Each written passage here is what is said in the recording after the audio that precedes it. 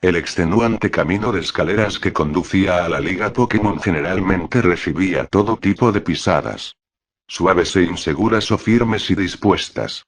Todas estas pertenecientes a los audaces entrenadores que habían logrado hacerse con las 8 medallas de la región de Kanto.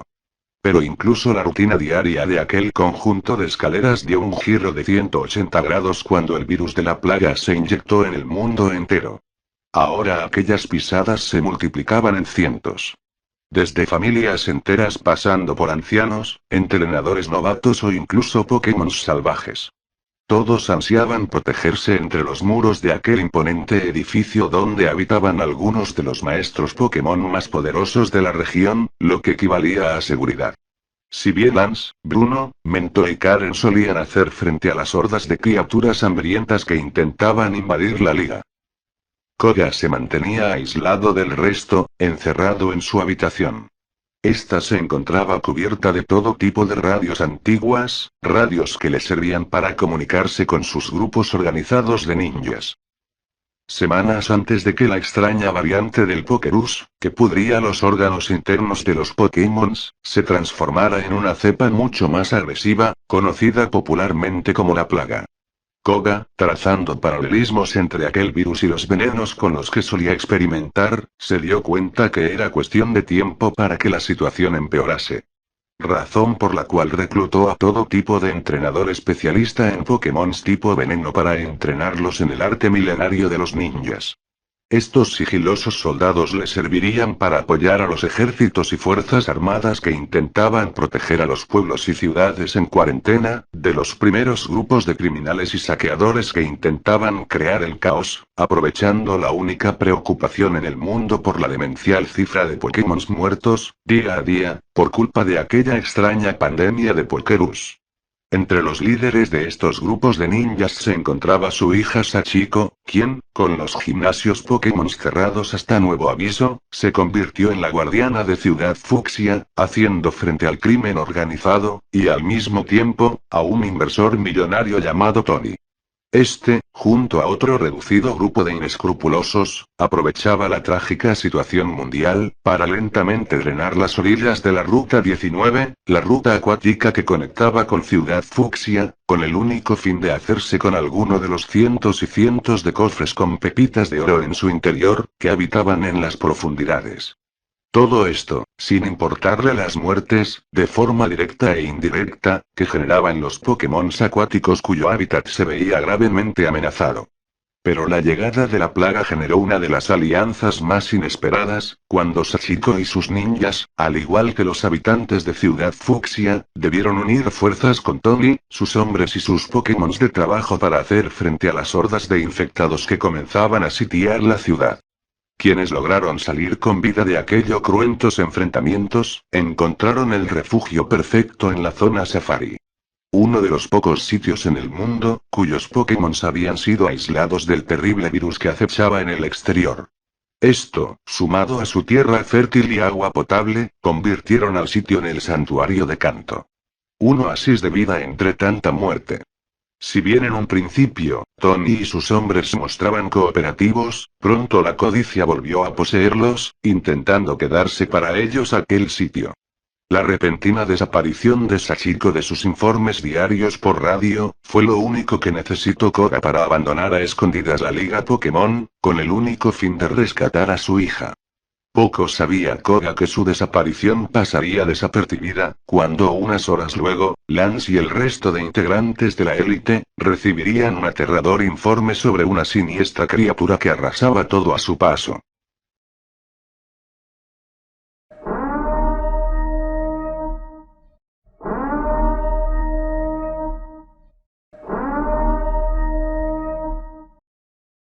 Aún recostada en la confortable cama de la vieja casa del profesor Pokémon, Chris intentaba reacomodar sus ideas. Algunos recuerdos sueltos, como su despedida ante Oro y Lira, para conseguirles tiempo, el cómo se vio rodeada de la pequeña horda de Pokémon salvajes, y cómo perdió el conocimiento intentando combatir contra aquellas criaturas, se mezclaban con recuerdos más recientes, como el descubrir que Koga, el integrante de la élite al cual había derrotado durante su viaje como entrenadora, la había rescatado junto a su grupo de ninjas. El especialista en Pokémon tipo veneno no había tomado de buena manera que Oro y Chris ya no contaran con su equipo Pokémon original, ya que la única razón por la que intentaba buscarlos por todo Johto era para unir fuerzas con ellos en su misión de rescate.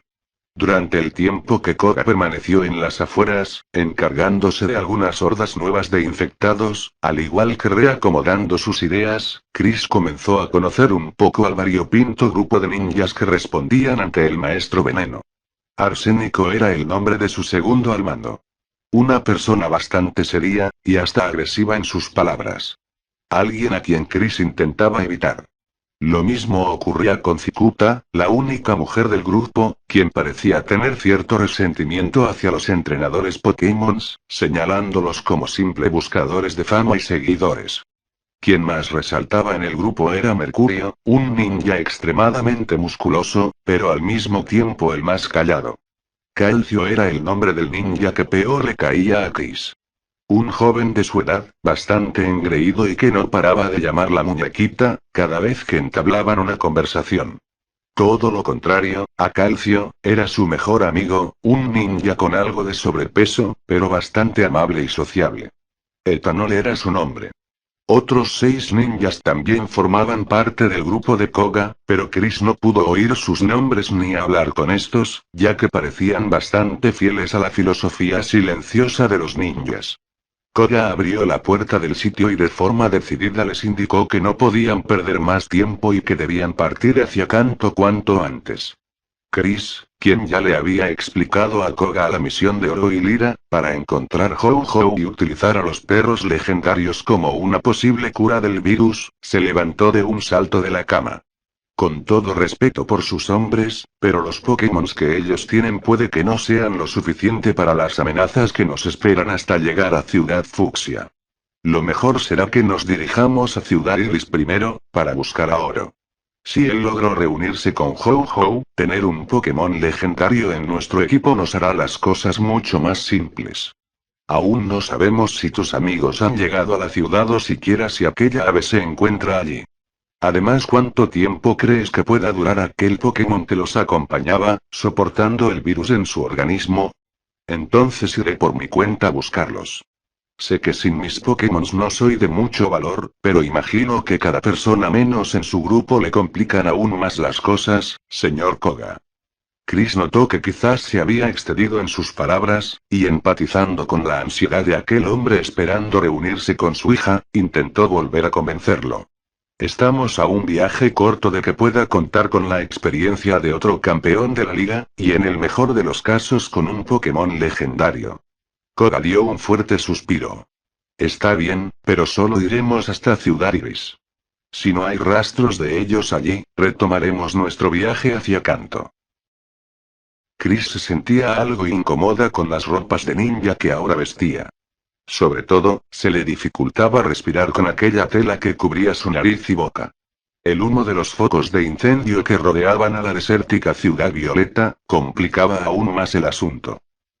Y eso sin contar el peso del sable ninja que ahora se había convertido en su arma de ataque y defensa. Para evitar romper sus sables, el grupo de ninjas solía evitar el cráneo de los infectados y cortaba sus cuellos, lanzando las cabezas lo más lejos posible. Todos los sables habían sido bañados en algunos venenos que Koga cargaba en su bolso. Estos venenos, generalmente una mezcla de las toxinas de diversos Pokémon, ayudaban a acelerar el proceso de descomposición en los cuerpos de los infectados. Razón por la cual, aquellas cabezas decapitadas, tardarían unas pocas horas en que su carne sea consumida por completo, quedando solo su calavera. Además de Chris, Etanol parecía ser el único integrante sin Pokémon en su poder, o quizás los había perdido durante su viaje a Johto. Arsénico contaba con un poderoso Slowking de Galar, que solía trabajar en grupo con el Serviper de Cicuta y el Garbodor de Mercurio. Calcio por su parte contaba con un Toxtricity que solía proteger a los débiles Beedrills, Coffins y Etans de los ninjas sin nombre. Chris creía que, en una situación normal, arsénico, cicuta, mercurio y calcio podrían hacerse fácilmente con las primeros 4 o 5 medallas de Shoto y Kanto con aquellos poderosos y letales Pokémons. El aleteo cercano de la Venomoth de Koga hizo devolver a Chris a la realidad. El maestro veneno, que utilizaba en conjunto a sus aliados, para enredar a los infectados en telarañas, y a su Forretress para destrozarlos, le había ordenado a Chris que se encargara, de forma temporal, de cuidar a Venomoth, para convertirlo en su Pokémon. Koga también le había ofrecido a la entrenadora, alguno de los nidorinos y nidorinas, cuyas Pokébolas eran cargadas por uno de los ninjas en un enorme saco. La desaparición de los sistemas de almacenamiento les daba la ventaja de llevar más de 6 Pokémon en su equipo, sin que estos se teletransportaran de forma automática a las PCs, aunque Koga creía que lo mejor sería tener entre 1 a 3 en el poder de cada uno, para evitar contagios masivos y que las cosas se saliesen de control. Chris se había negado a poseer uno de esos Pokémons, e incluso se mostraba en desacuerdo sobre el hecho de hacerse cargo de Venomoth. El dolor por la muerte de sus Pokémon le había hecho caer en la cuenta que, si el mundo volvía a la normalidad, renunciaría a tener un Pokémon. Ethanol, notando el rostro tenso de Chris, se acercó a ofrecerle una manzana de sus suministros, pero la chica lo ignoró, ya que algo a la distancia llamó su atención. Pese a los gritos de Koga, Chris corrió a toda velocidad, con Venomoth detrás suyo intentando seguirle el ritmo. Tanto la ruta que conectaba Ciudad Violeta con Ciudad Iris, así como la propia Ciudad Iris se encontraba completamente destrozada y en llamas. Chris, con lágrimas brotando de sus ojos, sentía un mal presentimiento, pero en plena corrida y sin observar el suelo, terminó tropezando y cayendo al suelo. Su rostro quedó a pocos metros de los restos superiores de un Sandlash infectado, que se arrastraba clavando sus cuchillas en el suelo, para intentar sacarle un bocado de su carne a la entrenadora. Unos extraños aros transparentes de distintos colores comenzaron a rodear el cuerpo de aquel Sandlash. Chris, levantándose rápidamente del suelo, notó cómo aquellos aros pertenecían al movimiento Confusión, el cual Venomoth usaba en aquel infectado para que éste terminara dañándose a sí mismo, clavándose su propia cuchilla en la cabeza y muriendo de forma instantánea. Algunos de los ninjas sin nombre, guiados por Calcio, habían llegado primero al sitio, encargándose de algunos infectados que emergían de entre la hierba.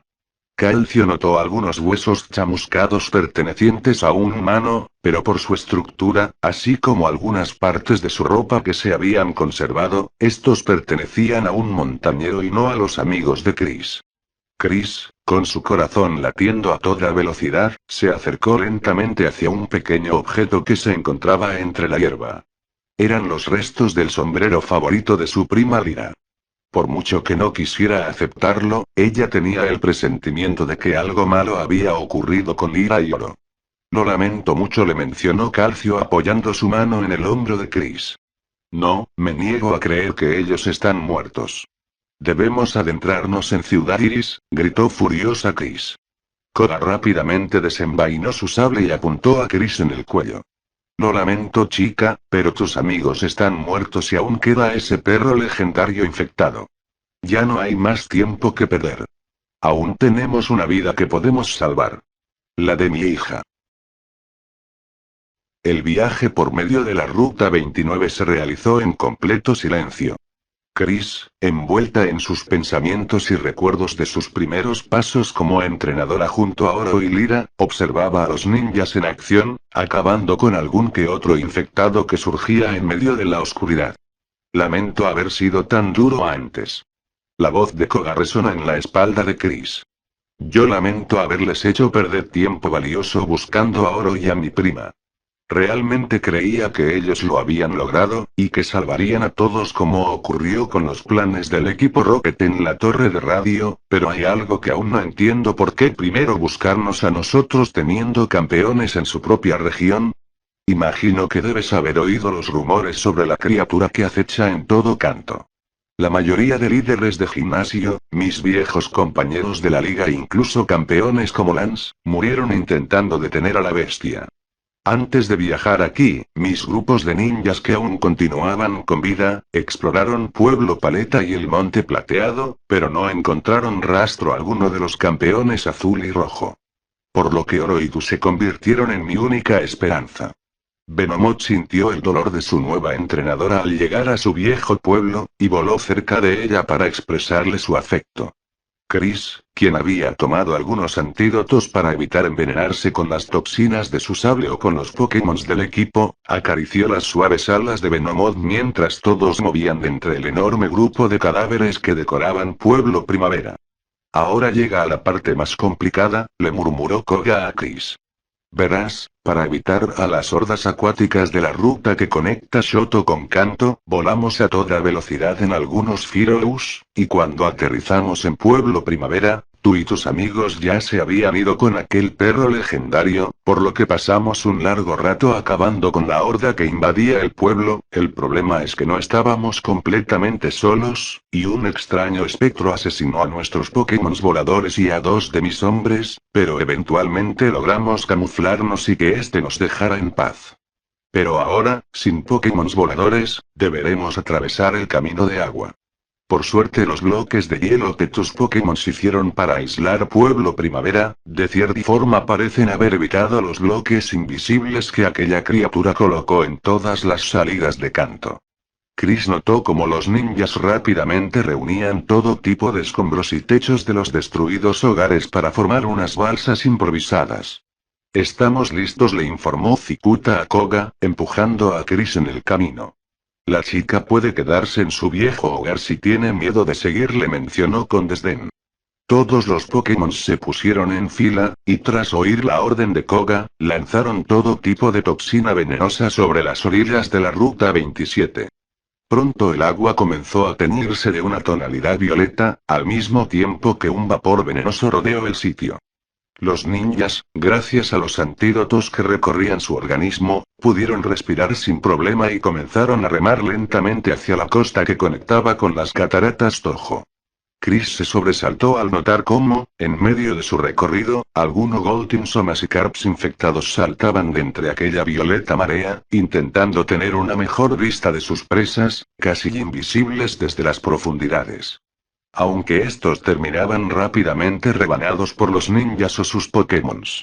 Uno de estos Magikarps infectados, logró saltar sobre la balsa donde Chris, Calcio y Etanol viajaban, pero el segundo logró atravesar el cerebro del Pokémon con su sable antes de que éste mordiera a Chris.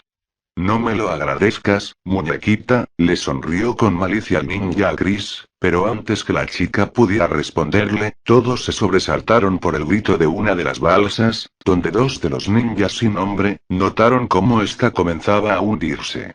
Uno de los Seekings infectados, que merodeaba por las aguas, había logrado atravesar la balsa con su cuerno, provocando que ésta comenzara a hundirse. No hay nada que podamos hacer por ellos, le explicó Koga al resto, que observó con impotencia cómo los 2 hombres nadaban desesperados para luego, en cuestión de segundos, ser despedazados por los infectados acuáticos. El rostro de Koga empalideció al notar como una pequeña horda de Ponytas, Quagsires y Dodrios aguardaban a por ellos en las orillas de Kanto. Debemos regresar a Pueblo Primavera. Giren sus botes, les gritó a sus hombres. Venomoth, Toxtricity y Slowking fueron los primeros en atacar a los Dodrios infectados que, con sus cabezas intactas, las hacían girar para volar hacia las balsas. Koga, aprovechando que su balsa tenía menos peso, liberó a algunos nidorinos y nidorinas para que los apoyen, pero tantos estos, como sus aliados, terminaron con varios pedazos arrancados por los Dodrios, y Koga debió lanzarlos al agua de varias patadas, para evitar que se transformen y lo ataquen. Forre 3, el Pokémon restante de Koga, comenzó a levitar en el aire y a lanzarle electrocañones a los Dodrios para ayudar al resto de balsas a quitárselos de encima. Koga notó que no tenían tiempo de huir, y que sí o sí deberían enfrentar a la horda que aún aguardaba a por ellos, pero para su sorpresa, parte de la horda comenzó a ser atacada por 2 Dragonairs y un enorme Piloswine, que lideraban a algunos Pokémon salvajes para enfrentar a aquella horda. Los ninjas remaron rápidamente hasta finalmente tocar tierra firme, y guiados por el Piloswine, corrieron hacia la entrada de las cataratas Toho. Una vez que todo el grupo, incluyendo a los Dragonairs y los otros Pokémon salvajes, entraron a la cueva, Piloswine clavó sus cuernos en un enorme bloque de piedra, que los aisló de los pocos infectados del exterior. Aquella pequeña cueva, decorada con unas enormes cataratas, ahora se encontraba rodeada de pequeñas tiendas de acampar y de algunos huertos artificiales de agricultura. Humanos de todas las edades, recorrían en calma aquel sitio, conviviendo en paz con los Pokémon salvajes de allí dentro. Me alegro de ver que aún siguen con vida. Chris reconoció rápidamente aquella voz del amable anciano que se colocó detrás suyo. El antiguo líder de gimnasio Fredo, se acercaba a Chris y a Koga, acompañado por la experta en dragones, Claire. Koga les presentó sus respetos a ambos, también dándole el pésame a Claire por la muerte de su primo Lance.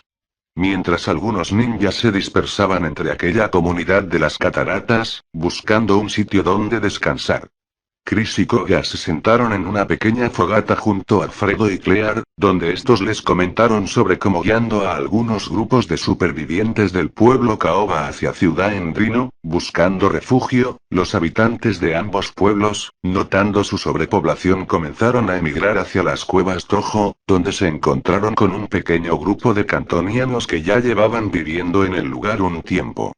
Recuerdo oír algunas transmisiones en mi radio de cómo algunos grupos de cantonianos comenzaban a refugiarse en islas y cuevas para evitar que la criatura de la cueva celeste o los infectados los eliminen.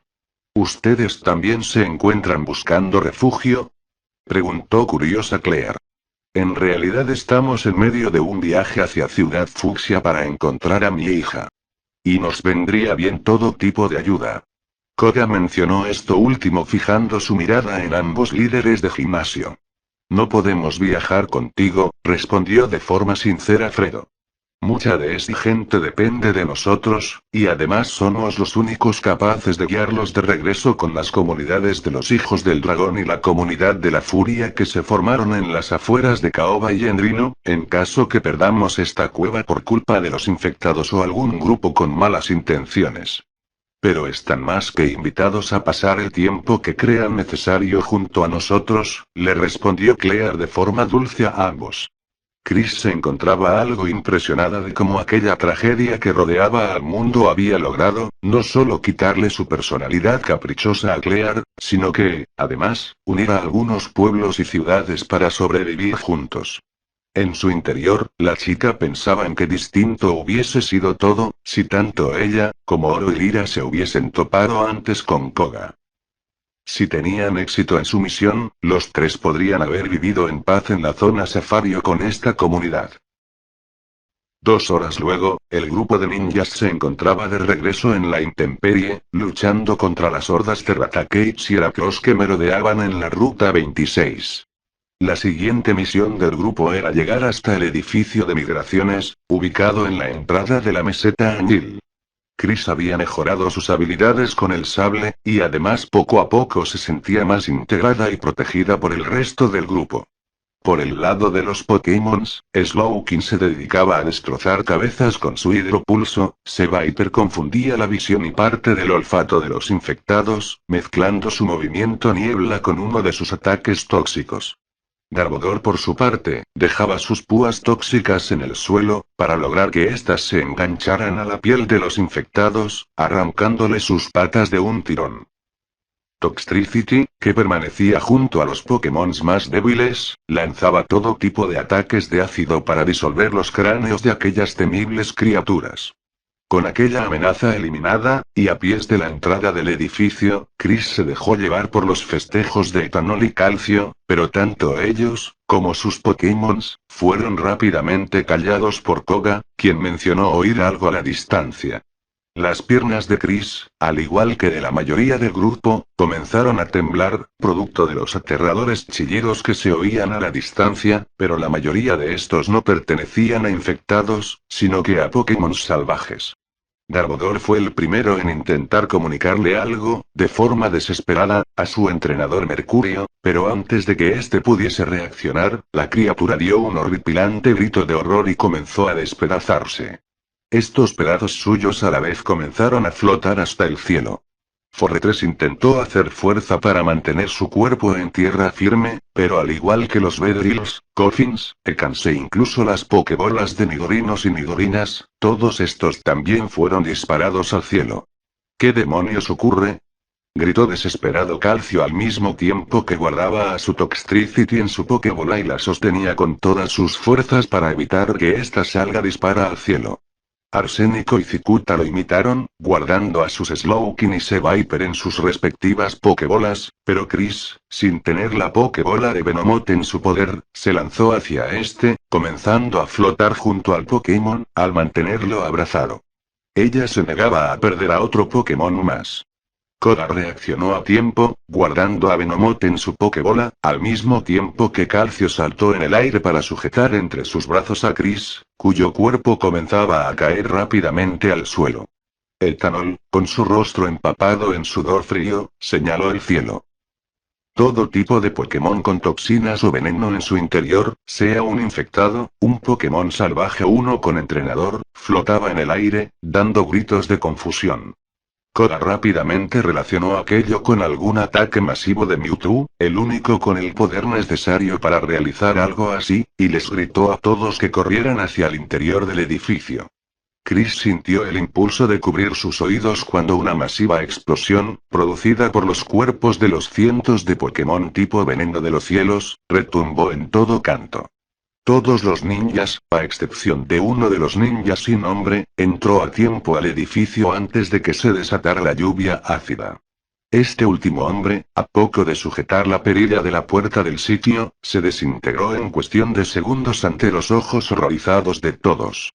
Sin perder tiempo, y notando cómo el techo del edificio comenzaba a ceder, Koga lanzó con violencia varias estanterías de las oficinas del sitio, hasta dejar al descubierto una trampa secreta, cuyas largas escaleras conducían al subsuelo del sitio.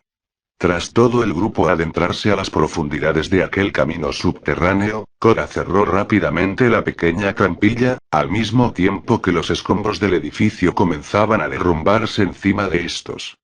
Todo el grupo se dedicó unos minutos para lograr regular su agitada respiración y reacomodar sus ideas. Tras esto, Koga, notando el rostro de confusión de sus seguidores, les explicó que se encontraban bajo un camino de túneles que comunicaban a los terrenos de la Liga Pokémon con las principales ciudades de Kanto. Cuando la pandemia del Pokerus comenzó a salirse de control, el gobierno federal ordenó un proyecto secreto para crear aquellos túneles, por si las cosas empeoraban y debían transportar refugiados bajo tierra entre ciudades o hacia la liga, sin exponer a estos supervivientes a los Pokémon enfermos de las rutas o el océano. Aunque el camino de los túneles quedó a medio hacer por culpa de la plaga, gran parte de este fue finalizado, pero debido a las condiciones infrahumanas de trabajo, muchos Machops y Onix murieron, y se rumoreaba que algunos de estos estaban enfermos del virus. Es por esta razón que Koga le recomendó al grupo que se mantuviese alerta, por si los cuerpos reanimados de aquellos Pokémon rondaban por allí, aunque le preocupaban mucho más los Onix que los Machops. Koga le devolvió la Pokébola de Venomoth a Chris, pero luego le recomendó a esta, al igual que a Arsénico, Cicuta y Calcio que conservaran a sus Pokémon dentro de sus Pokébolas, hasta regresar al exterior y tener un panorama mucho más claro sobre qué ocurrió minutos antes. Pese a la orden de guardar silencio, al igual que al intentar conservar el oxígeno lo máximo posible, Chris no pudo evitar preguntarle a Koga hacia dónde se dirigían. Este le explicó que su camino conectaba directo a Ciudad Azulona según un mapa que había logrado recuperar tiempo antes de viajar a Shoto. Notando la cara de horror de la entrenadora, Koga la tranquilizó mencionándole que lo más probable es que las hordas que seguramente se encontraban en la ciudad, terminaron siendo eliminadas por la lluvia tóxica, ya que la potente explosión que oyeron en el cielo, indicaba que aquello no solo había ocurrido en la meseta Anil. El instinto de supervivencia de Chris la hizo presenciar lo que ocurrió a continuación, como si se tratase de una película y ella una simple espectadora. Como Calcio preguntaba si los temblores que se sentían eran por culpa de Mewtwo y con Koga respondiéndole que los temblores provenían de debajo de ellos. Luego, la cara de horror de uno de los ninjas sin nombre, al notar cómo el suelo que lo rodeaba comenzaba a tomar la forma de la boca de un Onix infectado, que rápidamente se lo tragó. Chris, aún observando a otros dos ninjas sin nombre también ser devorados por los Onix que salían al exterior y luego volvían a ocultarse bajo tierra, sintió la mano de Calcio, arrastrarla a toda velocidad hacia una escalera de salida que divisaban a la distancia. En medio de su huida, tanto Chris como Calcio tropezaron con una de las rocas sueltas del suelo, al mismo tiempo que la Pokébola de Venomoth rodaba a pocos metros. Chris corrió hacia la Pokébola, al mismo tiempo que sintió un fuerte sonido a sus espaldas. El sonido de la cabeza de un Onix que intentaba devorarla, al igual que a Calcio, como a lugar. Con la Pokébola de nuevo en su poder, Calcio sujetó la mano de Chris y ambos corrieron a toda velocidad con aquella demencial mandíbula pisándole los talones y tragándose todo tipo de roca a su paso. El Tanola aguardaba impaciente al lado de la escalera. Koga, Arsénico, Cicuta y Mercurio ya habían llegado al exterior de la ciudad. Calcio gritó de impotencia cuando otra cabeza de Onix apareció debajo de los pies de Etanol, devorándolo y acercándose también hacia Calcio y Chris. Ambos se encontraban rodeados de ambas cabezas, pero tras Calcio gritarle a Chris que saltara con todas sus fuerzas, ambos aterrizaron sobre la cabeza del Onix que se había comido a Etanol. Ambos ninjas luego corrieron a toda velocidad, atravesando el lomo de Onix para saltar a tiempo a las escaleras y subir a toda velocidad. Al mismo tiempo las cabezas de ambos Onix infectados chocaban entre sí, y producto de aquella bestial embestida, toda la zona de los túneles comenzó a derrumbarse encima de las criaturas. Chris y Calcio se recostaron unos segundos en el frío pavimento de Ciudad Azulona, intentando recuperar el aliento. Koga mencionó preocupado que no había rastro de los grupos de ninjas a los cuales había reunido en aquella ciudad, siendo lo más probable que hubiesen muerto por culpa de la lluvia. Algunos pequeños temblores provocaron que Chris y Calcio rápidamente se pongan de pie, pero antes de recomponerse, Chris y el resto dieron un fuerte grito mientras se sujetaban la cabeza. Cerrando sus ojos, la chica notó el aterrador aspecto de la criatura a la cual Koga tanto temía. Luego, una siniestra voz que intentaba sonar a humana, pasó a presentar las imágenes mentales de 3 personas, dando un plazo de pocas horas hasta antes del anochecer para que los 3 se presenten en Ciudad Celeste, y que, de no hacerlo, todo Kanto sería destruido. Dando una muestra de su poder, la criatura provocó un fuerte terremoto que generó algunos derrumbes de los edificios cercanos al grupo. Chris, que reconoció a Silver y al jefe criminal Giovanni de entre las imágenes mentales, le gritó a Koga que debían ayudarlos a acabar con la criatura, pero el maestro Veneno le respondió que ellos no tenían chance alguna de acabar con la bestia, y que lo mejor sería recuperar a Sachiko y luego huir a Ciudad Carmín para subirse a un barco velero y navegar lo más lejos posible antes que Kanto sea destruido. Calcio les gritó a todos que corrieran hacia la Ruta 16, señalándoles el enorme centro comercial de la ciudad, cuyo edificio comenzaba a desplomarse encima de ellos. El grupo logró atravesar rápidamente la pequeña casilla que separaba a la ciudad de la ruta, salvándose de aquel derrumbe. No podemos perder más tiempo, le gritó Koga al grupo, pero rápidamente se quedó en silencio, al sentir un arma de fuego sobre su sien. Lo mismo ocurrió con Arsénico. Chris distinguió a 2 personas, seguramente unos 5 años más grandes que ella, de cabello rubio, con un aspecto bastante similar y con ropa de policía. Uno de los oficiales reconoció rápidamente a Koga y le ordenó al otro que bajara su arma, disculpándose por aquello. Ambos oficiales se presentaron como Tomás y Emiliano, ambos hermanos mellizos que intentaban llegar hacia el refugio de Zona Safari, del cual habían oído rumores, pero el cual tiene su camino bloqueado, ya que en la Ruta 17 merodea un grupo de motociclistas que asesinan y roban suministros de todo tipo de superviviente que intenta atravesar el puente de aquella ruta. Aunque es probable que la lluvia tóxica de hace un rato haya acabado con la mayoría de ellos, mencionó uno de los hermanos. Koga rápidamente puso al corriente de los sucesos a ambos hermanos, logrando su cooperación. Tras ambos unirse al grupo, este se movió rápidamente hacia las cercanías del puente de la Ruta 17. La falta de infectados, gracias a la lluvia tóxica, había acelerado su misión.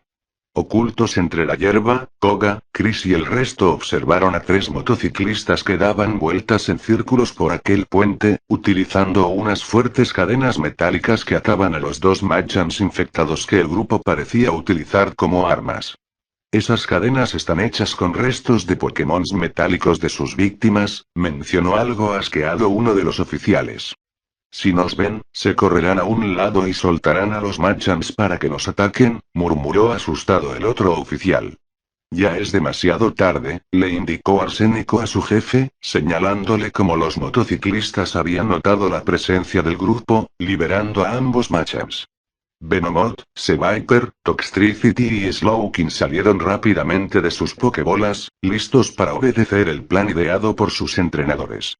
Slowking tomó la delantera, realizando el movimiento de conjuro funesto para ralentizar a los Machans, mientras Toxtricity preparaba su ataque de bomba ácida. Los motociclistas, que notaron que el plan de Toxtricity era lanzar las bombas ácidas al puente para que los Machans cayeran al océano, se acercaron a toda velocidad para atacar al grupo, pero Venomoth y Seviper lograron impactarlos con sus movimientos de carga tóxica y tornado, al igual que los 2 oficiales disparaban sus últimas balas. Chris notó a uno de los motociclistas salir disparado de su moto y caer a las profundidades del océano, para segundos luego ser devorado por los cientos de infectados acuáticos que observaban pacientes aquel combate en el puente. El segundo motociclista, producto del movimiento tornado de Venomoth, salió disparado de su moto y rodó varias veces sobre el puente. El último de aquel grupo de 3, logró llegar hasta el grupo, pero Mercurio, haciendo uso de unas habilidades casi sobrehumanas, se lanzó en el aire hacia el criminal, logrando que la motocicleta saliera disparada fuera del puente y con ambos sujetos cayendo en medio de este. Con Mercurio golpeando de forma salvaje a su adversario, ambos oficiales se envalentonaron para correr hacia el motociclista que se encontraba inconsciente tras rodar en el suelo, pero sin animarse a matarlo a sangre fría, el sujeto sorprendió a uno de los hermanos lanzándose hacia él para quitarle el arma. Paralelamente, Toxtricity terminó de cargar su ataque, lanzando sus bombas ácidas a pies de los Machans, aún ralentizados por Slowking. El puente comenzó a temblar, al mismo tiempo que una grieta comenzaba a dibujarse en este. Ambos Pokémon infectados fueron los primeros en caer hacia el océano. Siendo acompañados por uno de los oficiales y el motociclista que aún intentaba quitarle su ar. Notando que el suelo se ablandaba, Mercurio logró dar un fuerte salto fuera de la grieta, permitiendo que el último de los motociclistas también cayera hacia las fauces de los infectados acuáticos. No hay tiempo que perder, debemos llegar al otro extremo del puente antes de que este se derrumbe. Koga detuvo de forma abrupta su orden al notar cómo la sangre comenzaba a brotar de su boca. Bajando su mirada, el maestro Veneno notó el sable de su fiel Arsénico atravesándole el estómago, y antes de poder reaccionar, Koga se derrumbó sin vida al suelo. Toxtricity a pocos metros de ambos, notó como el sanguinario Arsénico también le rebanaba el cuello antes de que pudiese reaccionar. Ya no nos son útiles en nuestro camino a quedarnos con la zona safari para nosotros, le explicó con una maligna sonrisa el ninja a Chris y Calcio, al mismo tiempo que Slowking, Cicuta, Seviper y Mercurio se unían al grupo de Arsénico. Venomoth, furiosa por la muerte de su entrenador, se lanzó hacia el grupo, pero antes de llegar a estos, fue sorprendida por el oficial superviviente, quien le disparó en el cuello a Mercurio, provocando que el musculoso ninja se derrumbe en el suelo, con su gruesa mano intentando detener el torrente de sangre que brotaba. Notando que el oficial se quedó sin balas, Arsénico le grita a su Slowking que contraataque y este, murmurando unos extraños conjuros, genera una enorme bola de energía psíquica que impacta de lleno en Chris, Calcio y Venomoth, lanzándolos fuera del puente. Una pena, yo quería cargarme a la chica, murmuró Cicuta sin prestarle importancia mientras, rápidamente, se colocó frente del oficial, rebanándole ambas manos con su sable, y luego haciendo lo mismo con su cuello, rebanándole la cabeza.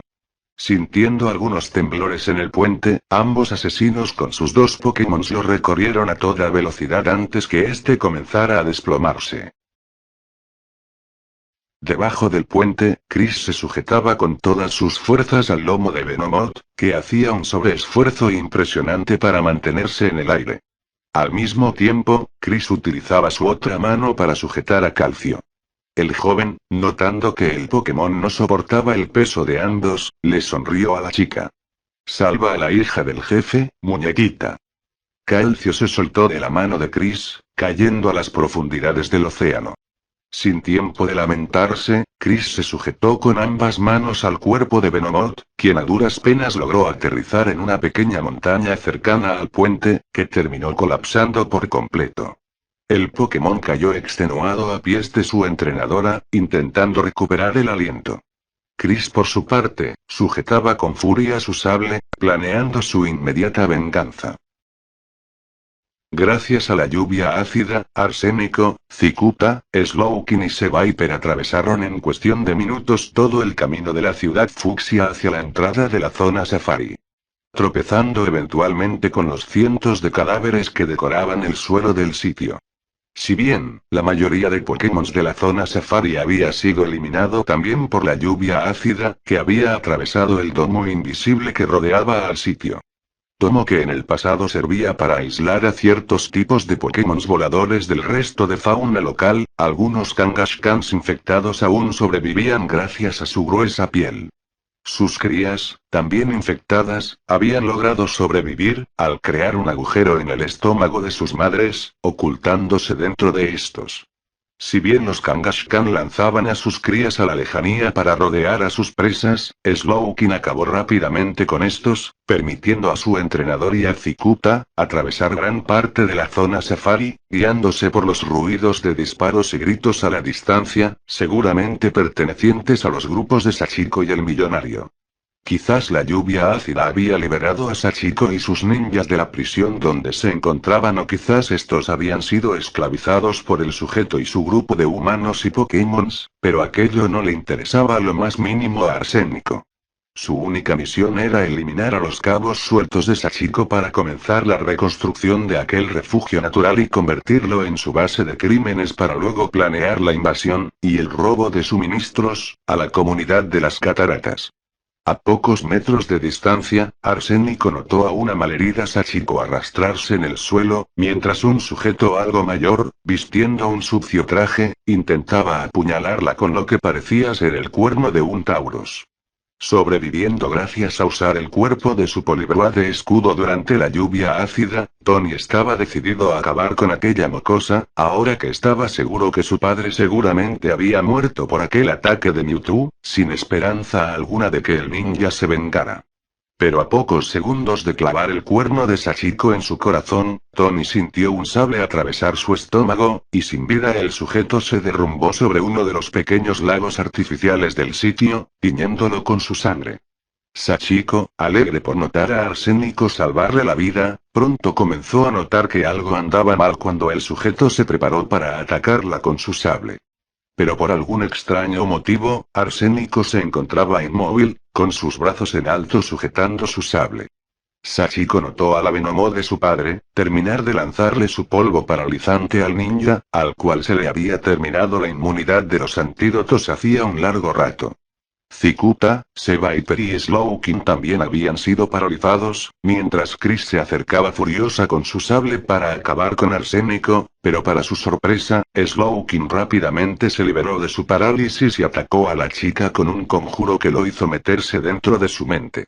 Chris soltó su sable y gritó de dolor sujetándose la cabeza, mientras todo tipo de visiones de oro y lira, al igual que su viejo equipo Pokémon, con un aspecto cadavérico, la acosaban. Slowking sintió un pequeño golpe en su cabeza y notó que se trataba de Venomoth, quien le había lanzado su Pokébola, quitándosela a Arsénico del cinturón. El Pokémon, rápidamente quedó encerrado en esta y Venomoth hizo lo mismo con Seviper, para acto seguido lanzar ambas Pokébolas, por medio de un movimiento de tornado, hacia la boca de un Pinsir infectado que merodeaba el sitio. Sachiko rápidamente corrió junto a Venomoth para sujetar a una inconsciente Chris, mientras abandonaban aquella sección de la zona safari, dejando que un grupo de Pinsir y Sighters infectados comenzaran a devorar a Arsénico y Cicuta, quien, por culpa de la parálisis, ni siquiera tuvieron el descargo de poder gritar de agonía al ser despedazados. Chris volvió a despertar, una vez más, sobre una suave y confortable cama. El rostro de Sachiko, al igual que otros humanos y Pokémons, entre ellos Venomoth, la observaban sonriendo. ¿Dónde me encuentro? Preguntó confundida. Esta es la casa secreta. Pocas personas conocen este refugio de la zona safari. Cuando la lluvia tóxica comenzó a caer, le ordené a la mayoría de supervivientes que se escondieran aquí, mientras mis ninjas y yo enfrentábamos a Tony y sus hombres. Sachiko hablaba de forma calma y suave. Podría decirse que aquella lluvia tóxica fue una bendición, ya que eliminó a todos los Lyrons que Tony tenía en su equipo y con los cuales nos tenía bajo amenaza. Sachiko notó preocupada como Chris comenzaba a llorar de forma desconsolada. Arsénico mató a tu padre y no pude hacer nada para salvarlo. Sachiko, con lágrimas en sus ojos, pero sonriendo, le señaló a Chris que su padre continuara vivo mientras uno de sus Pokémon siga en pie. Chris, acompañada de Venomoth, Sachiko y el resto se dispuso a observar el amanecer. Veo que la amenaza de aquella criatura no se llevó a cabo, mencionó contenta Sachiko, preguntándose sobre la apariencia de aquel héroe desconocido que había acabado con Mewtwo, trayendo la paz a la región de Kanto.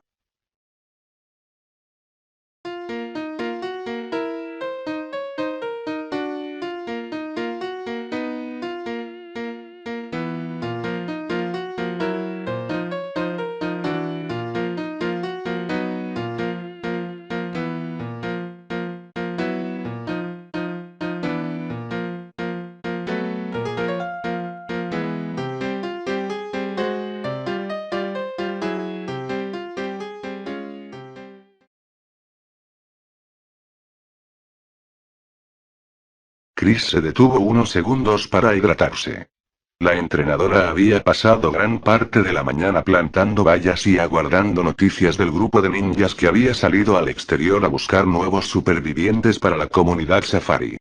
Ella ya había perdido la cuenta de cuántos días habían pasado desde su llegada al sitio, pero, aunque algunas hordas aún continuaban activas en las afueras, la gran mayoría había sido erradicada durante el intento de extinción masiva de Mewtwo. Chris notó a la lejanía como Sachiko le hacía señas con su brazo, y acompañada por su Venomoth corrió hacia ella. Ambas observaron a un reducido grupo de niños, ancianos y adultos, ser escoltados por los ninjas. En este grupo también había todo tipo de Pokémon salvajes. Uno de los ninjas se acercó a las chicas, mencionándoles que el líder de aquel grupo reconoció a una de ellas. Chris corrió a toda velocidad al observar a Silver a la distancia. Sin hablarse, ambos se abrazaron y lloraron. A espaldas de ambos, el sol se preparaba para iluminar otro día en la región de Kanto, quien aún luchaba por un futuro mejor.